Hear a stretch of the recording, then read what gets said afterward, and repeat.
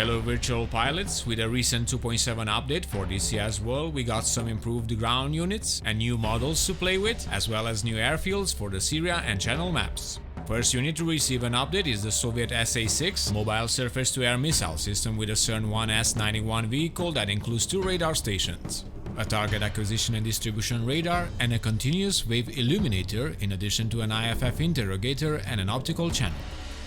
Next up is the 2P25TEL battery with triple missile elevated launchers. The fairly large missiles have an effective range of 2.5 to 15 miles and an effective altitude of 164 to 46,000 feet with a top missile speed of 2.8 Mach.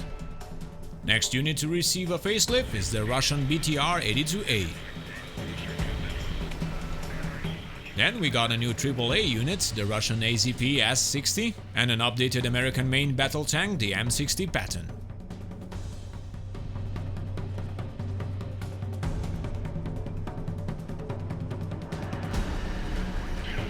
Then we got introduced to the new self-propelled howitzer developed by the People's Liberation Army of China.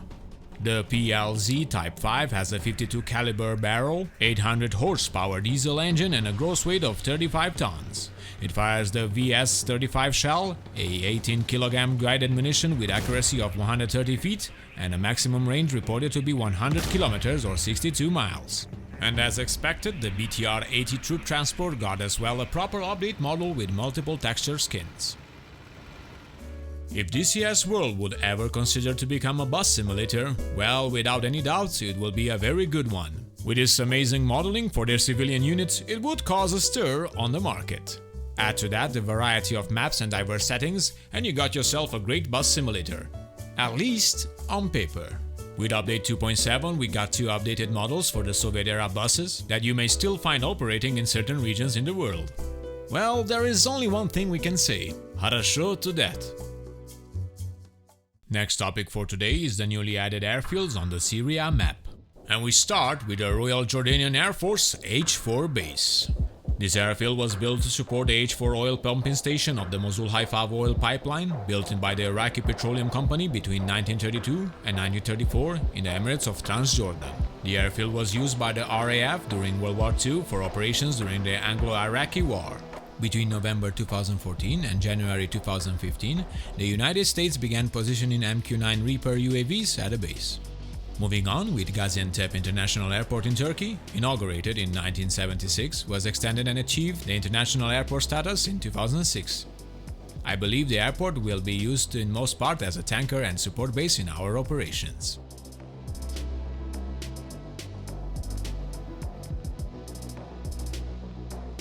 Next up is the Israeli airport of Rosh Pina, built in 1943 during the British Mandate for Palestine. Back then became an RAF station. After the British evacuated in 1948, the airport was transferred to Israel for use by the IAF.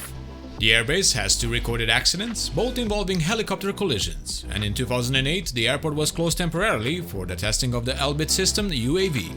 Now we move our attention to the Syrian airports. Starting with the Saikal military airbase, serving the Al-Dumer sub-district, the airbase has 2 runways, 44 shelters, and is home to the 697, 698 and 699 MiG-29 squadrons.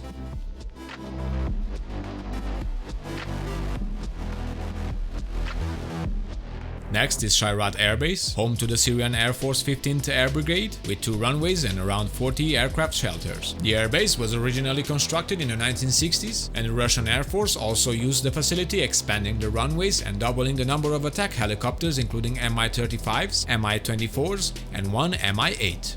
On the 6th of April 2017, the US President Donald Trump ordered the USS Ross and USS Porter, based in the Mediterranean, to fire 60 Tomahawk missiles at Shayrat Airfield in response to a suspected chemical attack in the town of Khan Shaykhun that was believed to have been launched from Shayrat. 59 of the missiles reached the base. We continue with the Tayas military airbase, also known as T4 Airbase, located to the west of the ancient city of Palmyra. This is the largest airbase in Syria. It was attacked in 2016 by the Islamic State of Iraq, who claimed to have destroyed 4 Syrian military aircrafts. Then, on the 10th of February 2018, the Israeli Air Force launched an attack on the airbase, destroying the main observation tower. The base was struck again on the 9th of April 2018 by multiple missiles, and it was not immediately clear who was behind the attack. US officials denied launching any air attack on Syria. The Russian Defense Ministry claimed it was another attack by the Israeli Air Force. Last Syrian airbase added is Tallah, with 1 runway and 16 aircraft shelters home to the 765 and 766 Mi-25 squadrons.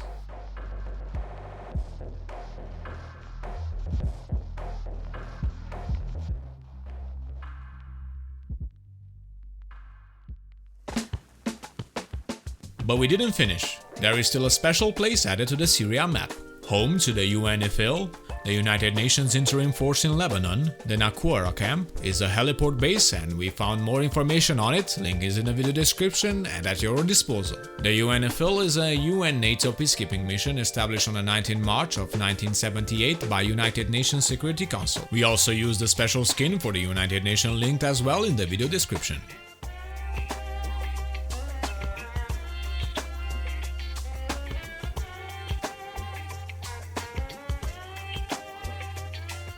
For those of you wondering, no signs of Cyprus Island yet. As on a previous On The Spot episode, we talked about a future update to the Syria map that will add the Cyprus Island for our operational satisfactions. This is just a short segment about it. We are going to get a massive expansion to the west that will add more airfields, 18 additional airports to be precise, expanding the map to include a total of 51 airfields and the inclusion of Cyprus Island with the Royal Air Force Air Base located there. The expansion obviously adds more of the Mediterranean Sea for carrier battle groups to operate in, and more terrain along the southern coast of Turkey. A few screenshots have been revealed in the current work in progress on Cyprus Island. Now let's move on with the updates on the channel map. First one is the newly added RAF Eastchurch Airfield, a former Royal Air Force station near Eastchurch Village on the island of Sheppey, Kent in England. The history of aviation at Eastchurch stretches back to the first decade of the 20th century, when it was used as an airfield by members of the Royal Aero Club. The area saw the first flight by a British pilot in Britain.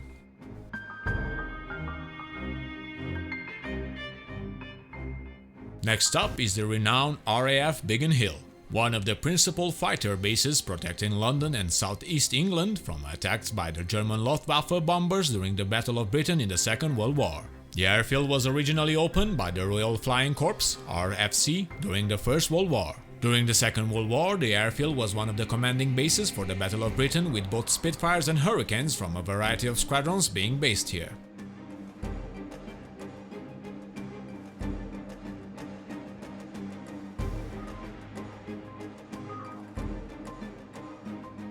Royal Air Force Hatcorn, or more commonly known as the RAF Hatcorn, is a former Royal Air Force advanced landing ground.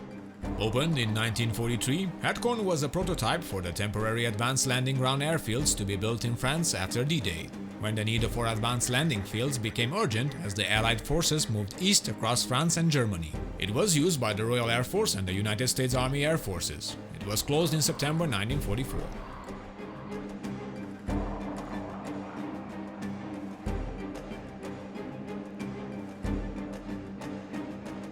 Same as Hatcorn Airfield, High Halden was also an Advanced Landing Ground, or ELG, to provide tactical air support for the ground forces landing in France.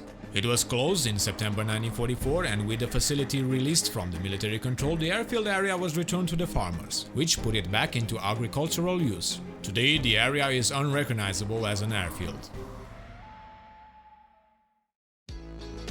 Well, DCS fans, that's our news for today regarding the newly added airfields and units in the recent 2.7 update. Thank you all for watching. If you find the video informative, please give us a like, as it helps us get recommended by the YouTube algorithm.